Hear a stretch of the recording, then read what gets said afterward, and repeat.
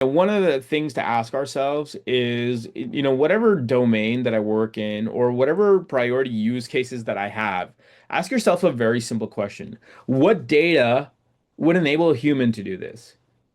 Like a very simple question. If I am a human expert in this field, in XYZ thing, trying to accomplish this XYZ use case, what's the manual way that we do this right now? Okay. And then you'd be able to, as you explore that thought experiment, you start to explore, okay, what do they have to do? Okay, well, they have to go to the email, then they have to go to Excel, then they have to enter it into XYZ system here, and then they have to cross-reference here.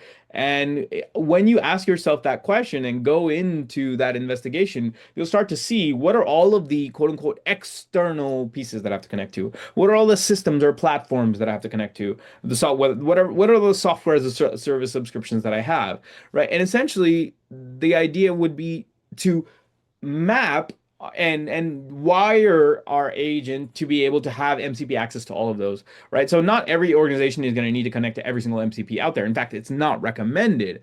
One of the limitations, as people asked about with MCP, is that if you have it connect to every system at once and every single agent at once has access to every other system, you're going to get what's called context overload, where each agent is just flooded with so much information it doesn't know what to do, or it gets kind of confused or it spins in circles. And this is kind of the same thing. If you have one person that has to wear many different hats, it's kind of overwhelming. In the same way, if an agent has connection to a lot of different data sets and has a lot of different functions it has to do, that's kind of challenging. And so this is, if you have situations like that, or you're in a complex enterprise, typically you're going to want to roll out to a multi-agent system, which means that you have multiple actors wearing different hats. I'm the security hat, I'm the developer hat, I'm the product hat, I'm the platform hat, or whatever.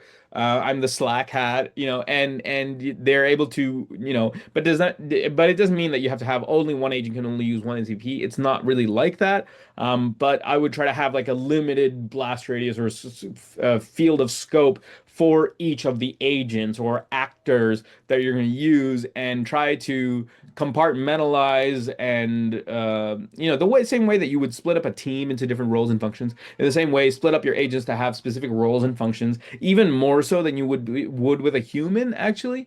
And then get those agents to be able to talk to one another, or specify in your system prompts or your core baseline instructions which agents should talk to one another, and those agents, in order to fulfill their tasks, what connections do they need to have, what integrations do they need to be connected to, and that's where you're able to kind of like wire up the MCPs that they connect to. But again, the cool thing is that because you just have to basically, in some cases, as easy as clicking a button. And in other cases, maybe you write code, and the cool thing about MCP is that you don't have to, only use like a set of existing things. Like, oh, if there's a Slack MCP connector, I can connect to Slack. If there's a Jira connector, I can connect to Jira. But if I have a private database that's in Redis or Amazon AWS or whatever, doesn't mean I can't connect to it. No, you can actually create, your developers can actually create your own custom MCP servers for whatever data fits your